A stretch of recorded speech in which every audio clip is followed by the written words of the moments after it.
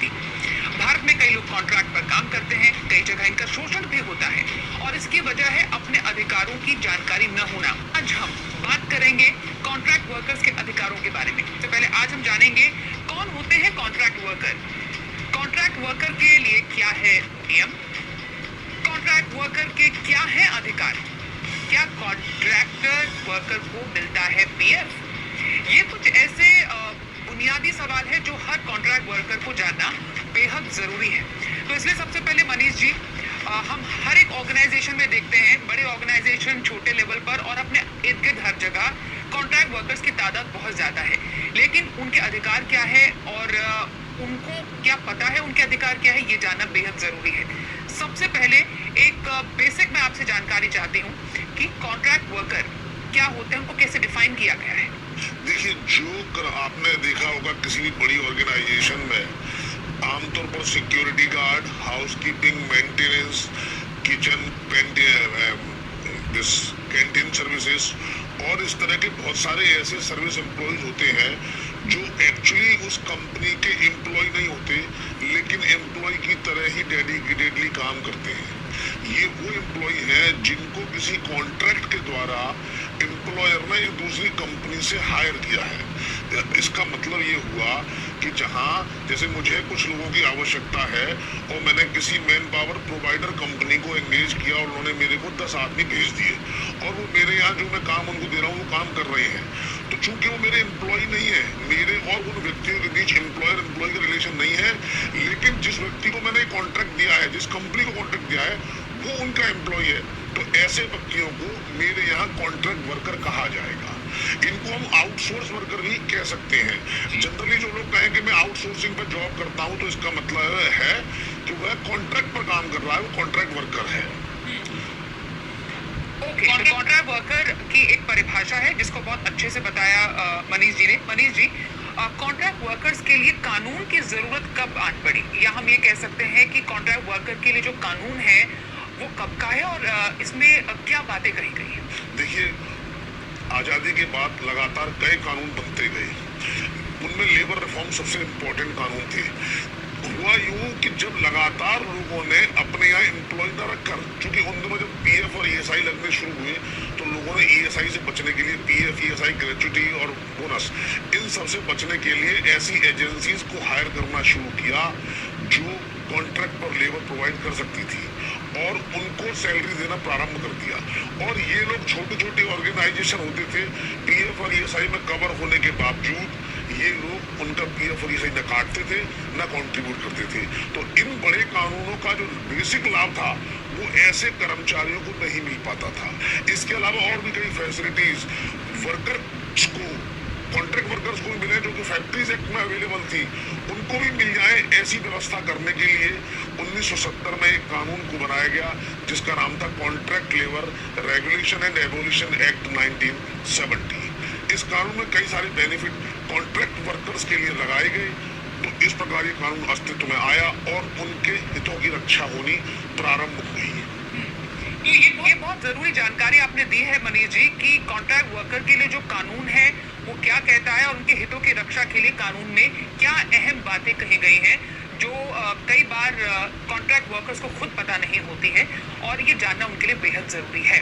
अब ये जानना भी जरूरी है कि ऐसी ऑर्गेनाइजेशन वो कौन सी है जिनको इस कानून के तहत रजिस्ट्रेशन कराना जरूरी होता है। क्या एक पर्टिकुलर नंबर होता है कॉन्ट्रैक्ट वर्कर्स का जो कि अगर ऑर्गेनाइजेशन में हो तभी वो इस कानून के अंदर आएंगे। देखिए, आप दो तीन सिंपल बातें समझ लें। अगर कोई व्यक्ति कॉन्ट्रैक्ट पर बिजनेस, कॉन्ट्रैक्ट पर एम्प्लॉइज को भेजने का काम करता है तो वो इस कानून के दायरे में कवर्ड है, अर्थात उसको एप्रोप्रिएट अथॉरिटी जो इस कानून के तहत बनी है उसके अंदर अपना रजिस्ट्रेशन कराना आवश्यक है।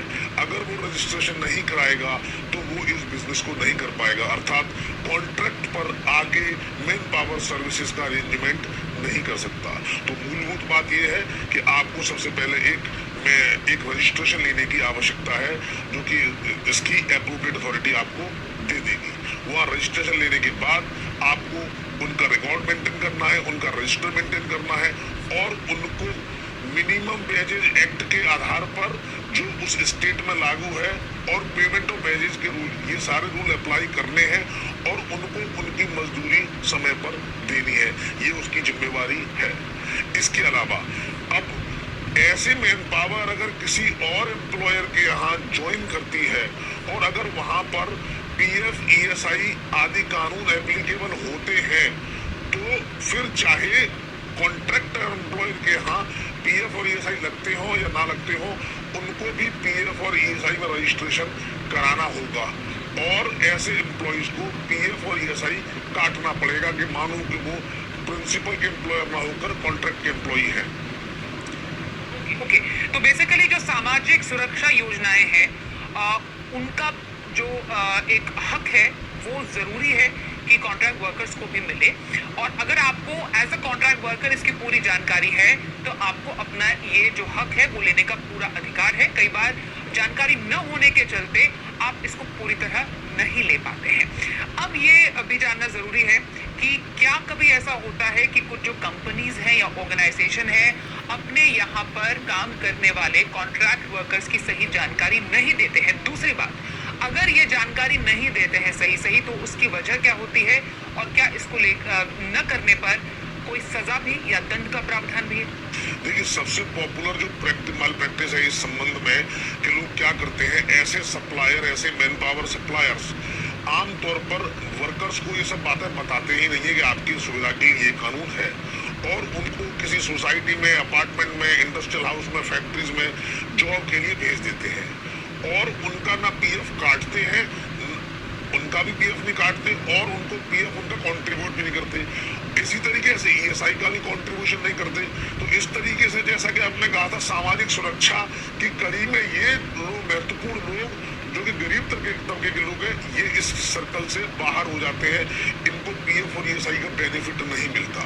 इसलिए सरकार ने एक ऐसा कानून बनाया कि एम्प्लॉयर जब भी अपने कॉन्ट्रैक्टर को पेमेंट करेगा तो ये उसकी जिम्मेदारी है कि जिन वर्कर्स को वो अपने यहाँ काम दे रहा है उनकी सैलरी पर पीएफ और ईएसआई काटा गया हो और जमा किया गया हो, ये उसको इंश्योर करना आवश्यक है कॉन्ट्रैक्टर के यहाँ से। मैं एग्जांपल के तौर पर समझा दूं, जैसे ए लिमिटेड ने किसी बी कॉन्ट्रैक्टर को हायर किया और उन्होंने 100 एम्प्लॉय भेजे, तो जब भी कॉन्ट्रैक्टर ए लिमिटेड के अपना बिल भेजेगा तो उसके साथ अपने चालान भी भेजेगा जिसमें सारी लिस्ट के साथ ही लिखा होगा कि हमने इन एम्प्लॉयज का इतना पीएफ काटा, इतना ईएसआई काटा, इतना हमने जमा किया और इतना एम्प्लॉयर कॉन्ट्रीब्यूशन ईएसआई में हमने जमा कर दिया है।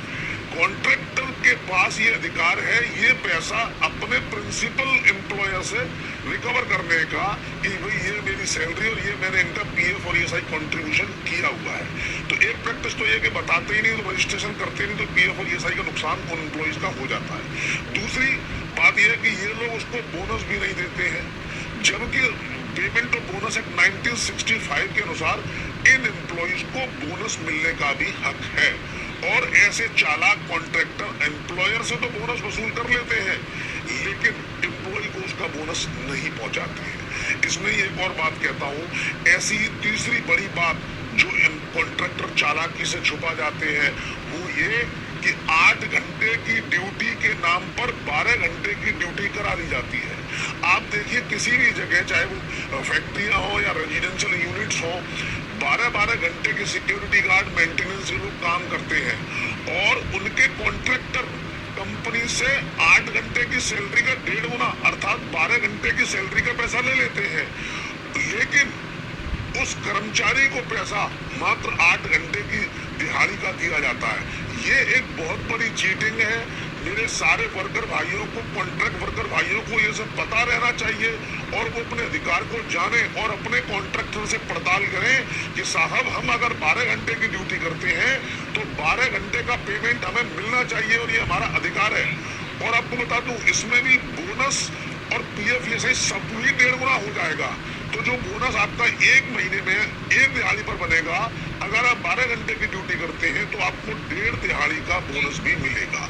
ओके, तो यही अब हम जानना चाहते थे कि जैसा आपने कहा कि होता है कई जगह पर ऐसा कि 8 घंटे की ड्यूटी है, 12 घंटे का काम निकलवा लिया है तो कॉन्ट्रैक्ट वर्कर, लेकिन आगे शो किया कि हम 8 घंटे की उनको दिहाड़ी दे रहे हैं।